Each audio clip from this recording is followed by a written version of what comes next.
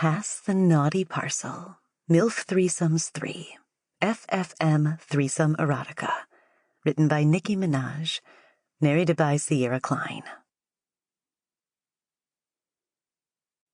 Pass the Naughty Parcel, MILF Threesomes 3, FFM Threesome Erotica. Gather round, Hank cheered, fetching the pre-wrapped parcel from beneath the tree.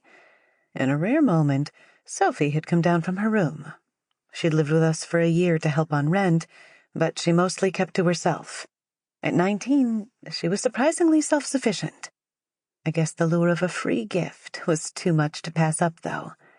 We'd taken her in to help with the bills, but had solved our money problems not too long after.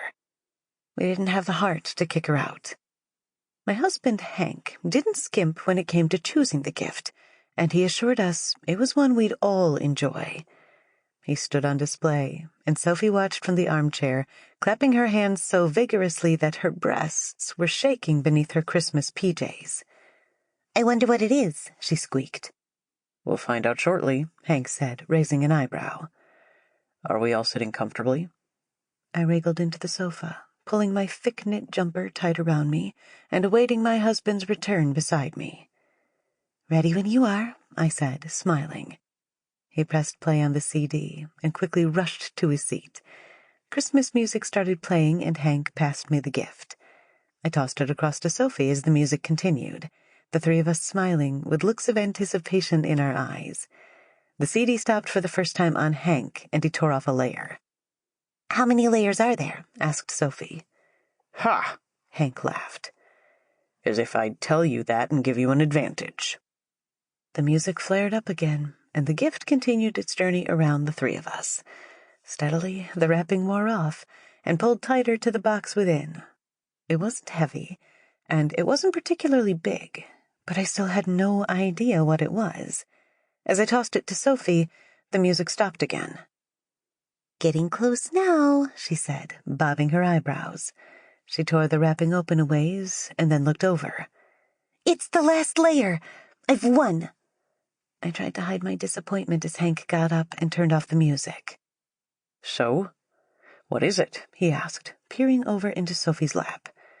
Her excited expression turned confused as she tore the wrapping off the box. Hank's expression was changing too, but not to confusion.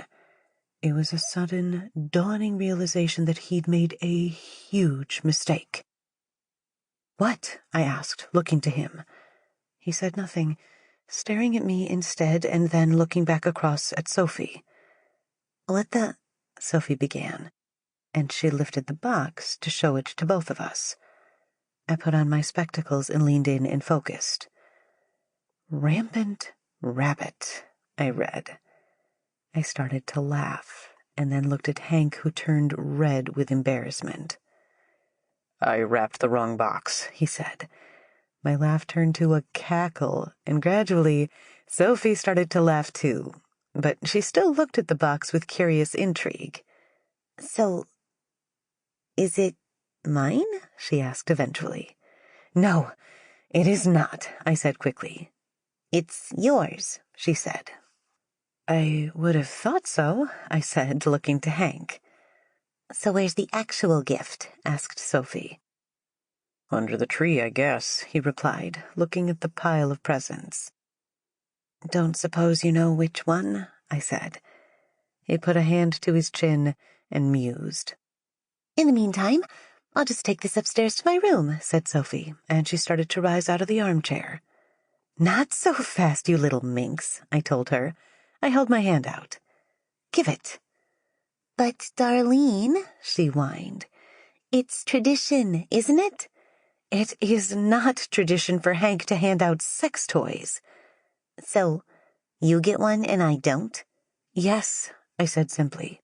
"Now go and put that on my bed if you're going to put it anywhere." She gave a huff, but did as I said. I looked to Hank after she'd left. "Nice, Hank." "I got the wrong box," he said. "How do you even do that?" "I got to wrapping, and I hit a good flow, and I must have made a mistake." "Thank you, though," I said sweetly, and I leaned across and gave him Sample complete. Ready to continue?